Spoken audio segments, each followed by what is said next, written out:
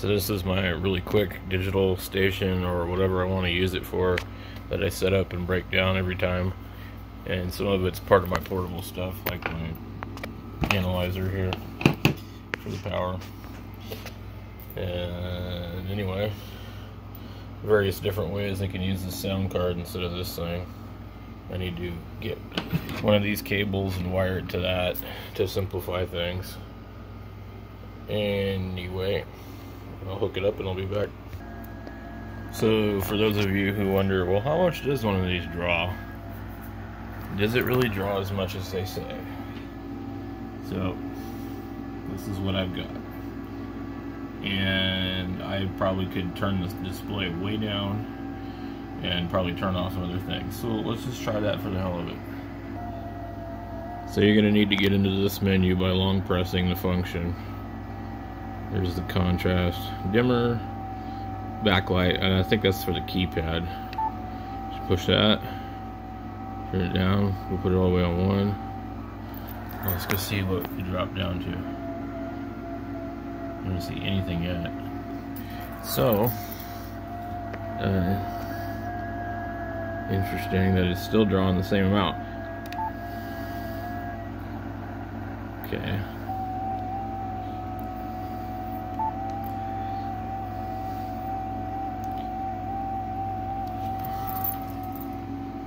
So, I would assume that most of this is probably volume dependent. So let's see what happens when we turn the volume down all the way. No real difference. Okay. So, we're there. I'm going to turn it all the way up. Alright. So, we're at 15. All the way up. It's as bright as it goes. You're still only drawing less than an amp, so it didn't really make much difference.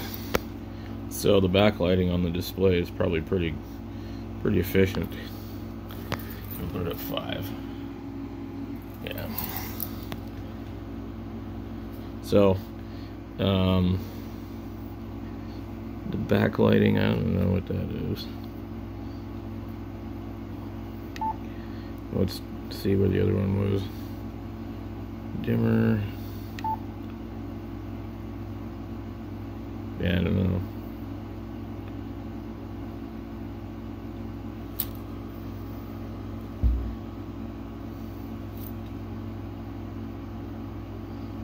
Don't know. So anyways, let's get to it and start making some contacts.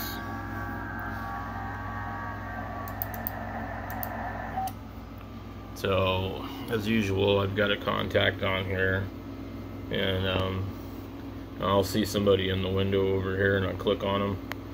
I don't give them my grid square because if the band is really crappy, I want to give them my signal first. That way I can shorten the transaction in here. What I don't like about FT8 is once I do that and I send them the 73, I gotta re-click every time. It will not let me continuously send that until I get my confirmation from them. See, so this contact here, I wouldn't even log it, and the reason why is because you can see right here, they called CQ, I gave them a signal report, it came back to me with a receive and signal. I sent them 73, they never acknowledged me. So you gotta go here, click this. See, he's calling me again. You gotta go here, click this, click enable, and then it'll send him a 73 again, and you're gonna do that every single damn time until you finally make the contact. So see folks, that was a lot of work. I didn't film everything. I had to keep clicking on this, you know, and it's just like, just because I send a Roger 73 doesn't mean that I should quit sending it in the program here. And a lot of people say, oh, FT8 is just turn it on and it'll just start doing everything for you. That's not true. So anyway, now I can go in here. What I do is I highlight this, I copy it, and click OK. And then if I want to make another call, we'll go in here, we'll get this guy, and we'll do the grid squares. It'll take a little longer. Normally I just give them a signal report instead of my grid, because they don't care. So I'll go in here, and I just manually enter all my contacts. So Dominican Republic, that's not bad. And then I can look at his page, you know, scroll through and go, oh, pretty cool. So I know I've worked with this guy before. I recognize his pictures. So see, yeah, I've worked him 3 other times. And then I just go make sure everything's okay. Click save. And then of course in QRZ you gotta go in here, check everything, go down here, request them to confirm, otherwise they won't never confirm. I don't know why it doesn't send them a request to confirm automatically. I guess you got to be like a subscriber. So I'm not gonna pay them money to subscribe. So we go back over here to my FT8 window. This guy's not picking me up. We go over here to this guy, and we'll cut to the chase.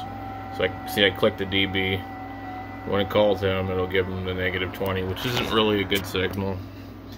So it's likely he probably won't come back to me.